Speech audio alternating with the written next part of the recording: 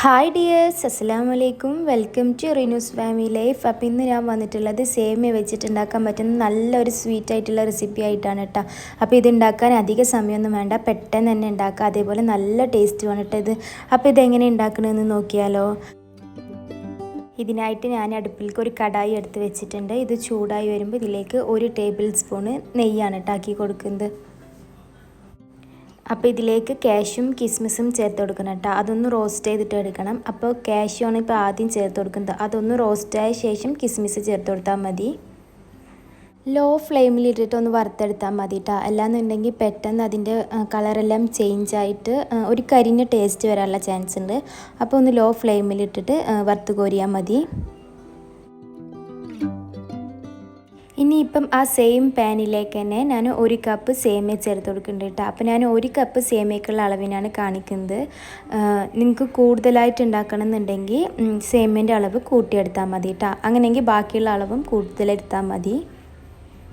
വറുത്ത സേമിയാണ് എടുക്കണമെന്നുണ്ടെങ്കിൽ ഒരു 2-3 മിനിറ്റ് ഒന്ന് റോസ്റ്റ് ചെയ്തെടുത്താൽ മതി. ഇതുപോലെ വറുക്കാത്ത സേമിയാണെന്നുണ്ടെങ്കിൽ ലോ ഫ്ലെയിമിലിട്ടിട്ട് ഒരു 5-6 മിനിറ്റ് എങ്കിലും റോസ്റ്റ് ചെയ്തെടുക്കണം കേട്ടോ. ലോ ഫ്ലെയിമിലിട്ടിട്ട് ചെയ്യാൻ വേണ്ടിയിട്ടൊന്ന് പ്രത്യേകം ശ്രദ്ധിക്കണം. എല്ലാന്നുണ്ടെങ്കിൽ അത് കരിഞ്ഞു പോയിട്ട് സേമിയ കുക്കായി വരാനും അതേപോലെ ഉണ്ടാക്കി കഴിഞ്ഞിട്ട് അതിൻ്റെ ആ ഒരു കാണാനും ഒന്നും ഒരു രസം ഉണ്ടാവില്ല കേട്ടോ.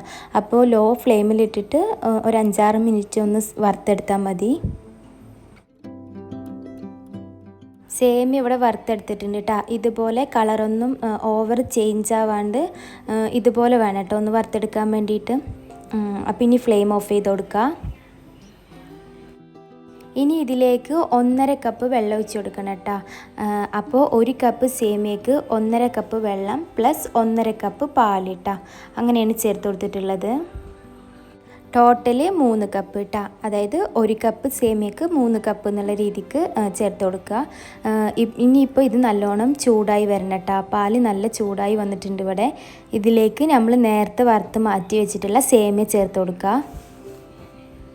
ഇനിയിപ്പോൾ ഹൈ ഫ്ലെയിമിലിട്ടിട്ട് നമുക്ക് സേമിയ ഒന്ന് കുക്ക് ചെയ്തിട്ട് എടുക്കുക. വറുത്ത സേമിയ ആയതുകൊണ്ട് തന്നെ പെട്ടെന്ന് കുക്കായി വരും. അപ്പോൾ ഹൈ ഫ്ലെയിമിലിട്ടിട്ട് തന്നെ ചെയ്താൽ മതി.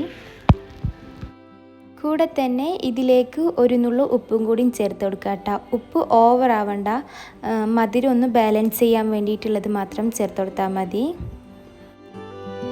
പാലിവിടെ ഏകദേശം വറ്റി തുടങ്ങുന്നുണ്ട് കേട്ടോ.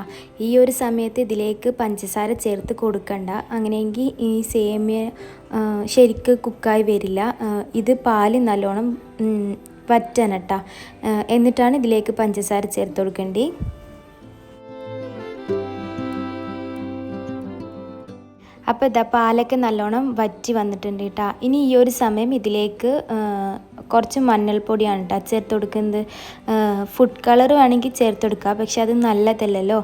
നമ്മൾ വീട്ടിലൊക്കെ ഉണ്ടാക്കുമ്പോൾ മഞ്ഞൾപ്പൊടി ചേർത്ത് കൊടുത്താൽ മതി കേട്ടോ. അതിൻ്റെ ഫ്ലേവർ ഒന്നും വരില്ല, എന്നാൽ ജസ്റ്റ് ഒരു കളറ് കിട്ടും.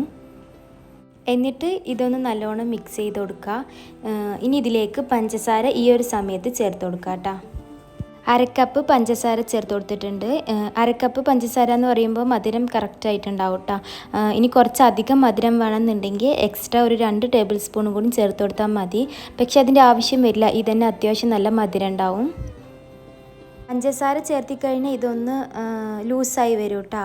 ആ പഞ്ചസാര ഒന്ന് മെൽറ്റ് ആവുമ്പോൾ ഇതൊന്ന് ലൂസായിട്ട് വരും.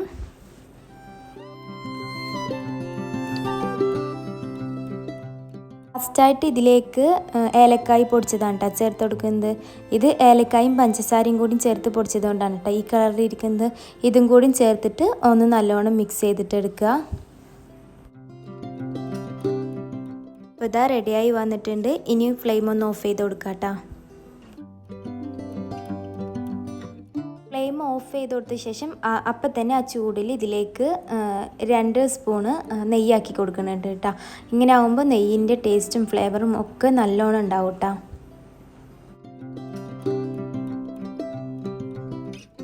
ഇതിലേക്ക് നമ്മൾ നേരത്തെ വറുത്ത് മാറ്റി വെച്ച കാഷ്യൂം കിസ്മിസും കൂടി ഒന്ന് ചേർത്ത് കൊടുക്കണം കേട്ടോ.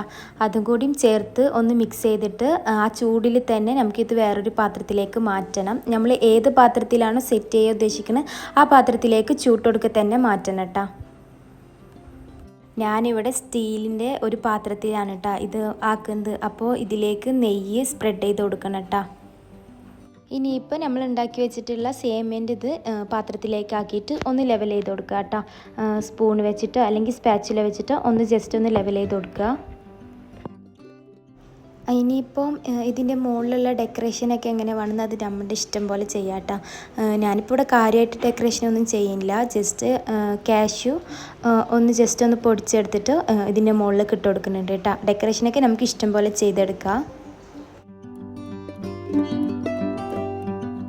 എന്നിട്ട് ഇത് നല്ലോണം ചൂടാറിക്കഴിഞ്ഞാൽ പാത്രത്തിൽ നിന്ന് പെട്ടെന്ന് വിട്ട് വരും കേട്ടോ. സൈഡൊക്കെ ഒന്നിങ്ങനെ ആക്കി കൊടുക്കുമ്പോൾ തന്നെ പെട്ടെന്ന് പാത്രത്തിൽ നിന്ന് എടുക്കാൻ പറ്റും. അല്ലാന്നുണ്ടെങ്കിൽ ഈ പാത്രത്തിൽ വെച്ചിട്ട് തന്നെ കട്ട് ചെയ്യണമെങ്കിൽ അങ്ങനെ കട്ട് ചെയ്തിട്ടും എടുക്കാം കേട്ടോ. ഞാനിപ്പോൾ ഇത് വേറെ പാത്രത്തിലേക്ക് ആക്കിയെടുക്കുന്നുണ്ട്. അതിനായിട്ട് ഒരു പാത്രം മുകളിൽ വെച്ചിട്ട് ജസ്റ്റ് ഒന്ന് കമഴ്ത്തി കൊടുക്കുക. എന്നിട്ട് വേറൊരു പാത്രം അതിന് മുകളിൽ വെച്ചിട്ട് കമഴ്ത്തി കഴിഞ്ഞാൽ ഈ സാധനം റെഡി ആവും കേട്ടോ. അല്ലാന്നുണ്ടെങ്കിൽ സെയിം ആ പാത്രത്തിൽ വെച്ചിട്ട് തന്നെ കട്ട് ചെയ്തും കൊടുക്കുക.